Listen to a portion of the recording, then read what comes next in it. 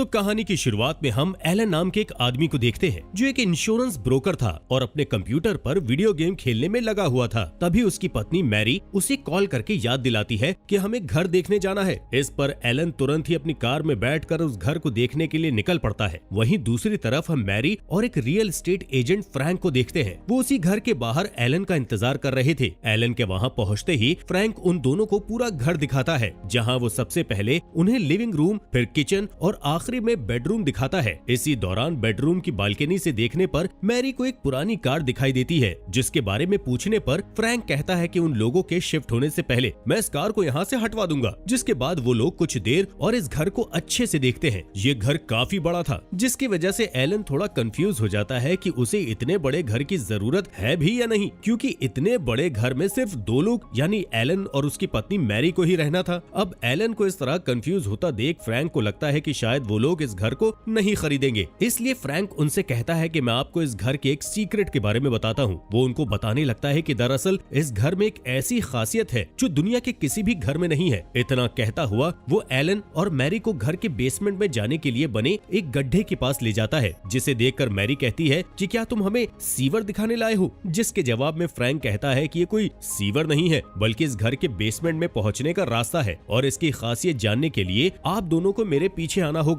ऐसा कहकर फ्रैंक उस गड्ढे के अंदर चला जाता है, लेकिन मैरी वहाँ पर जाने से मना कर देती है। जबकि एलन फ्रैंक के पीछे चला गया था, लेकिन जब वो मैरी को अपने पीछे आता हुआ नहीं देखता है तो वो मैरी से वहाँ चलने की रिक्वेस्ट करता है और मैरी को उसकी बात माननी पड़ती है। उसी वक्त पता नहीं क्यों फ्रैंक मैरी से उस दरवाजे को बंद करने को कहता है, जिसके जरिए ये लोग अंदर दाखिल हुए थे। वो कहता है कि ऐसा करने पर ही ये जगह अपना असली कमाल दिखा पाएगी। जैसे ही ये लोग बेसमेंट में एंट्री करते हैं तो वहाँ वो देखते हैं पता नहीं कैसे वो बेसमेंट की जगह इस घर के फर्स्ट फ्लोर पर पहुंच गए हैं। ये चीज देखकर मैरी और एलन दोनों ही हैरान रह जाते हैं। यानी कि बेसमेंट का वो गड्ढा किसी वर्म होल की तरह काम कर रहा था, जिसने उन सभी को बहुत ही रहस्यमयी तरह से ऊपर वाले फ्लोर में पहुंचा दिया था। यहाँ एलन नोटिस करता है कि सुबह का समय है, जबकि वो लोग शाम के समय उस घर को देखने गए थे। वहीं मैरी भी इस बात को लेकर काफी कंफ्यूज थी कि आखिर बेसमेंट में जाने पर वो लोग ऊपर के फ्लोर में कैसे पहुंच गए। साथ ही उन्हें ये भी लग रहा था कि शायद वो लोग किसी दूसरे घर में आ गए हैं। जिस पर फ्रैंक उन दोनों की कंफ्यूजन दूर करने के लिए बताता है कि हम लोग उसी घर में हैं और बेसमेंट में जाने का वो रास्ता एक तरह का टाइम ट्रेवल पोर्टल है, जिसने हम सभी को समय में 12 घंटे आगे ला दिया है। फ्रैंक दोनों को आगे बताते हुए कहता है कि हम लोग पिछले शाम 8:15 पर यहाँ अंदर आए थे और इस समय सुबह के 8:27 हो रहे हैं। मतलब कि हम सभी अगली सुबह ठीक 12 घंटे के बाद 8:15 पर बाहर निकले हैं और तब से अब तक 12 मिनट का समय बीत चुका है। यहाँ एलन फ्रैंक से सवाल करता है कि टाइम ट्रेवल तो ठीक है, लेकिन मुझे ये समझ में नहीं आया कि भला कोई भी इंसान नीचे बेसमेंट में जाने पर ऊपर की फ्लोर में कैसे पहुंच जाता है। इस पर फ्रैंक एलन की बात का सीधा जवाब न देकर बातें घुमाते हुए बताता है कि इस घर में सिर्फ यही एक खूबी नहीं है, बल्कि एक और जबरदस्त खूबी है।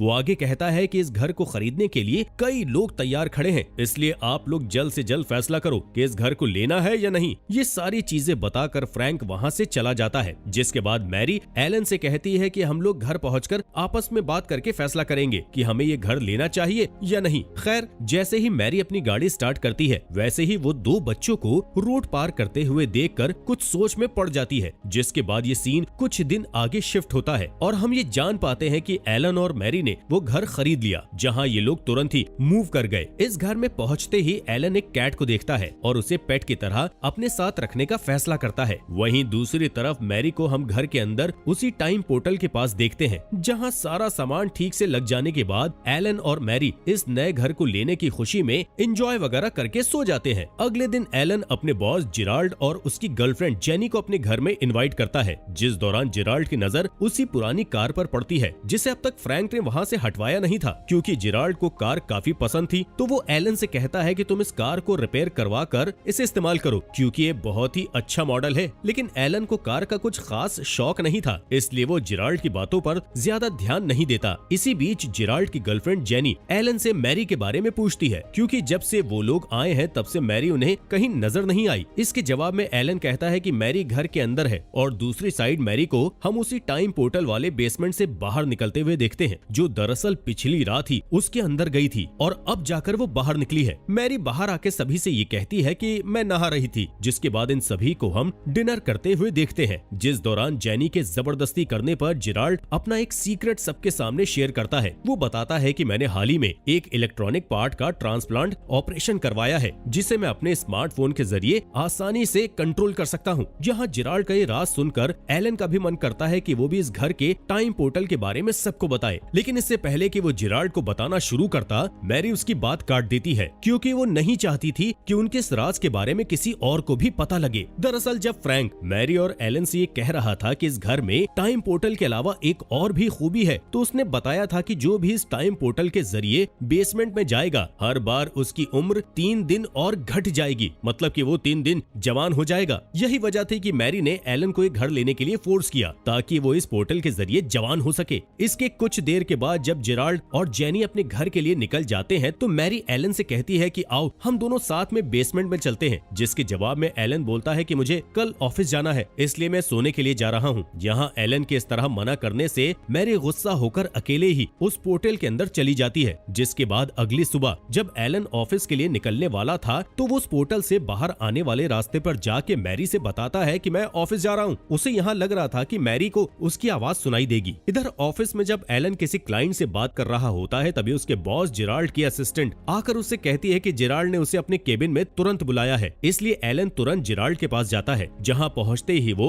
जिराल्ड से पूछता है कि आखिर तुमने असिस्टेंट से मुझे बुलाने के लिए क्यों कहा, जबकि तुम मुझे फोन करके भी बुला सकते थे। इस पर जिराल्ड एलन से बोलता है कि मैं उस असिस्टेंट को कुछ न कुछ काम देकर बिजी रखना चाहता हूँ। जिराल्ड एलन से पूछता है कि तुम मेरे इस सीक्रेट इलेक्ट्रॉनिक ट्रांसप्लांट के बारे में क्या सोचते हो, जिसके जवाब में एलन बोलता है कि मुझे ये लगता है कि ट्रांसप्लांट करवाना तुम्हारा निजी फैसला था, इसलिए तुम बिल्कुल भी चिंता ना करो, क्योंकि इसके बेसिस पे मैं कभी भी तुम्हें जज नहीं करूंगा। ये बात जानकर जिराल्ड काफी खुश होता है। इधर दूसरी तरफ 12 घंटे पूरे होते ही मैरी उस बेसमेंट से बाहर निकलती है और फिर नहाने के बाद वो अपनी जवानी की फोटो देखने लगती है। जिस दौरान उसे एक आइडिया आता है और वो पोर्टल से बाहर आने के रास्ते पर एक शीशा रख देती है, ताकि वो उसमें से जब भी बाहर निकले तो ये देख पाए कि वो कितना जवान हुई है। इसके बाद वो जल्दी से जवान बनने की चाहत में वापस से उसी पोर्टल के अंदर चली जाती है। उसी शाम जिराल्ड जेनी से अपनी और एलन की बातचीत के बारे में बताता है। वो कहता है कि मुझे ऐसा लगता है कि जैसे एलन की पत्नी मेरे इस ट्रांसप्लांट से कुछ खास इम्प्रेस नहीं हुई थी, क्योंकि उसने ये बात जानने के बाद कोई भी रिएक्शन नहीं दिया था। दूसरी ओर जब मैरी उस पोर्टल के बाहर आती है, तो वो देखती है कि एलन ऑफिस से घर वापस आकर सो भी चुका था। यहाँ उसे अपने पति के लिए काफी बुरा लगता है, क्योंकि वो इस पूरे समय उसी पोर्टल में थी। मैरी एलन को किस करके जगाती है और उससे पूछती है कि क्या मुझ में कोई फर्क आया है, क्योंकि मैं 3 बार पोर्टल में गई, जिसका ये मतलब कि मेरी उम्र 9 दिन कम हो चुकी होगी। जिसके जवाब में एलन बातों को बिल्कुल भी ना घुमाते हुए कहता है कि तुम मुझे पहले जैसी ही लग रही हो। ये बात जानकर मैरी थोड़ा निराश हो जाती है। ये देखकर एलन उससे कहता है कि आज जब मैं ऑफिस से घर आया तो मैंने देखा कि कैट हमने जो पाली थी वो इस पोर्टल के पास बैठकर कुछ इस तरह से बोल रही थी, मानो कि जैसे वो हमें किसी अनहोनी से सावधान करने की कोशिश कर रही हो। इसलिए मुझे लगता है कि हमें इस पोर्टल को पूरी तरह से सील कर देना चाहिए। यहाँ मैरी एलन की बातें सुनकर कहती है कि मुझे ऐसा लगता है कि तुम अकेले रहने के कारण फालतू की कहानियां बनाने लग गए हो। और इतना कहने के बाद वो वापस से उसी पोर्टल में चली जाती है। जिसके बाद अगले दिन जब वो बाहर निकलकर शीशे में अपना चेहरा देखती है तो उसे कोई भी फर्क नजर नहीं आता। वहीं उधर ऑफिस में एलन जिराल्ड से किसी काम के सिलसिले में बात करने के लिए उसके केबिन में आता है, जिस पर जिराल्ड ज्यादा ध्यान न देते हुए अपने साथ शूटिंग प्रैक्टिस करने पर चलने के लिए उसको बोलता है। जहां बंदूक में कुछ खराबी होने की वजह से शूट करते ही जिराल्ड को एक जोर का झटका लगता है और वो नीचे गिर पड़ता है। इसके बाद रेस्ट रूम में जिराल्ड के चिल्लाने की आवाज सुनकर एलन को उसकी थोड़ी चिंता होती है और जब दोनों कार में होते हैं तो जिराल्ड एलन से बताता है कि उस बंदूक के झटके की वजह से मेरे ट्रांसप्लांट में कुछ खराबी आ गई है। जो बात सुनकर एलन उसको ट्रांसप्लांट रिपेयर कराने की सलाह देता है, लेकिन पूरे यूरोप में ये ट्रांसप्लांट कहीं नहीं होता। इसके लिए उसे जापान जाना होगा, क्योंकि वहीं से जिराल्ड ने ये ट्रांसप्लांट करवाया था। यहाँ एलन की बात मानते हुए जिराल्ड जापान जाकर उसे ठीक कराने का फैसला करता है। वो एलन से कहता है कि यहाँ का उसका सारा काम वो संभाल ले। साथ ही वो एलन को अपने घर की चाबी देता है और कहता है कि तुम इस चाबी को ले जाकर जेनी को दे देना, ताकि अगर उसका मन करे तो इस बीच वो मेरे घर आकर रह सकती है। यहाँ अपने बॉस की बात मानते हुए एलन जेनी को वो चाबी देने के लिए जाता है, जिसे जब जिराल्ड के बारे में पता लगता है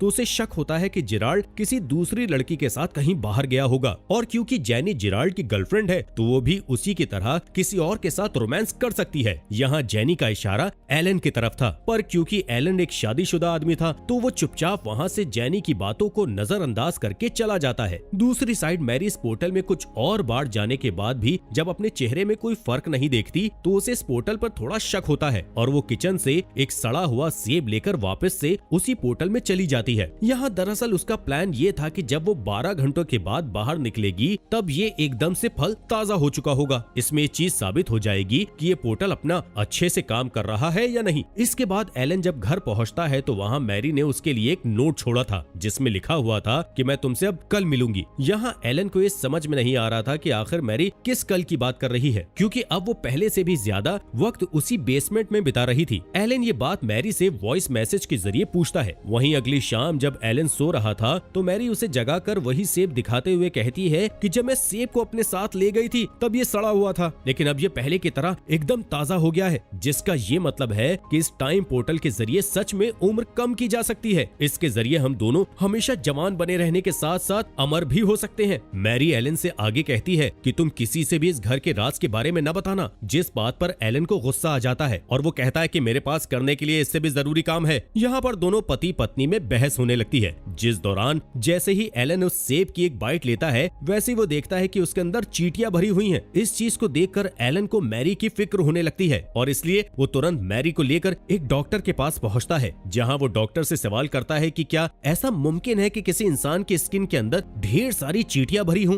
डॉक्टर ये अजीब सा सवाल सुनकर एलन की तरफ अजीब से देखता है और दोनों को वापस घर जाना पड़ता है। दरअसल एलन को ये डर था कि कहीं सेब की तरह ही मैरी भी ऊपर से तो जवान हो जाए लेकिन अंदर से उसकी उम्र बढ़ती रहे, जिसकी वजह से उसके अंदर भी ऐसी चींटियां निकले। यहाँ एलन ये बात मैरी से भी शेयर करता है, जो जैसे ही घर पहुँचती है तो एक चाकू एलन को दिखाते हुए बोलती है कि अगर तुम्हें अपनी सोच पर इतना यकीन है तो तुम मेरी स्किन को अभी इस चाकू से काट कर चेक कर लो। यहाँ एलन मैरी से पूछता है कि तुम फिर से जवान क्यों होना चाहती हो, जिसके जवाब में मैरी बोलती है कि मुझे जवान होकर अपना मॉडल बनने का सपना पूरा करना है, जो मैं पहले नहीं कर पाई थी। अब मैं इसे जरूर पूरा करूंगी। और इतना कहकर मैरी सीधा उसी पोर्टल में चली जाती है। इधर ट्रांसप्लांट ऑपरेशन कराते हुए जेराल्ड एलन को कॉल करके उससे कहता है कि आज जेनी का बर्थडे है, इसलिए तुम एक अच्छा सा गिफ्ट लेकर जाकर जेनी को मेरी तरफ से दे दो। यहाँ अपने बॉस की बात मानते हुए एलन जेनी के लिए एक पर्स ले लेता है। दूसरी ओर डॉक्टर जेराल्ड से बताता है कि तुम्हारा ऑपरेशन सफल रहा, लेकिन उसके इतना कहते ही अचानक से उस इलेक्ट्रॉनिक ट्रांसप्लांट में एक शॉर्ट सर्किट होता है, जिससे डॉक्टर और जेराल्ड दोनों ही चौंक जाते हैं। वहीं इधर एलन की मुलाकात फ्रैंक से होती है, जिसके पास जाकर वो उसे उस पोर्टल के बारे में बताते हुए पूछता है कि क्या कोई इंसान बार बार उस पोर्टल में जाने की वजह से पागल भी हो सकता है। इसके जवाब में फ्रैंक एलन को बताता है कि अगर उस पोर्टल से तुम्हें कोई दिक्कत हो रही है तो तुम उसे हमेशा के लिए सील कर दो। इसके बाद एलन सीधा जेनी को जेराल्ड की तरफ से गिफ्ट देने के लिए चला जाता है। वहाँ वो जेनी को किसी और के साथ देखकर वापस लौट जाता है। दूसरी तरफ बीतते हुए समय के साथ मैरी का पागलपन बढ़ता ही जा रहा था। वो अपना ज्यादातर वक्त अब उसी पोर्टल के अंदर बिताने लग गई थी। जिस बीच उसकी ये हालत देखकर एलन उस पोर्टल को सील करने की कोशिश भी करता है, लेकिन मैरी उसे ऐसा नहीं करने देती। इस दौरान जापान से जेराल्ड भी ट्रांसप्लांट करवा के वापस आ चुका था, जिसके साथ उसकी एक दूसरी गर्लफ्रेंड भी थी, जिससे वो जल्द ही शादी भी कर लेता है। लेकिन एक दिन जब जेराल्ड की पत्नी उसे उसी के असिस्टेंट के साथ रोमांस करते हुए पकड़ लेती है तो उनका तलाक हो जाता है। और जब एक दिन जेराल्ड कार से कहीं दूर जा रहा होता है तो अचानक से उसके ट्रांसप्लांट पार्ट में आग लगने की वजह से उसका एक्सीडेंट हो जाता है, जिसमें उसकी मौत हो जाती है। वहीं और कुछ साल बाद लगातार पोर्टल में जाते रहने की वजह से मैरी की उम्र घटकर 20 साल की हो जाती है और वो मॉडलिंग करने लग जाती है। लेकिन एक दिन जब फोटोशूट के दौरान एक आदमी उसके साथ जबरदस्ती करने की कोशिश करता है तो वो मॉडलिंग करना छोड़ देती है। लेकिन अब भी लगातार उस पोर्टल में वो जा रही थी। इस वजह से उसका मानसिक संतुलन बिगड़ने लगता है और ना चाहते हुए भी एलन को उसे मेंटल हॉस्पिटल भेजना पड़ता है। उसके जाते ही एलन उस पोर्टल को हमेशा के लिए सील कर देता है। वहीं हॉस्पिटल में मैरी एक ग्लास के कांच के जरिए अपनी नस काटकर सुसाइड करने की कोशिश करती है, जिस दौरान उसे पता चलता है कि सच में उस सेब की ही तरह वो भी अंदर से सड़ती जा रही थी, जिसमें से चींटियां भी बाहर निकल रही थी। मगर अब तक मैरी के लिए काफी देर हो चुकी थी। इसी के साथ ये मूवी यहीं पर खत्म हो जाती है। दोस्तों, आपका दिल से शुक्रिया आपके अपने इस चैनल को सब्सक्राइब करने के लिए।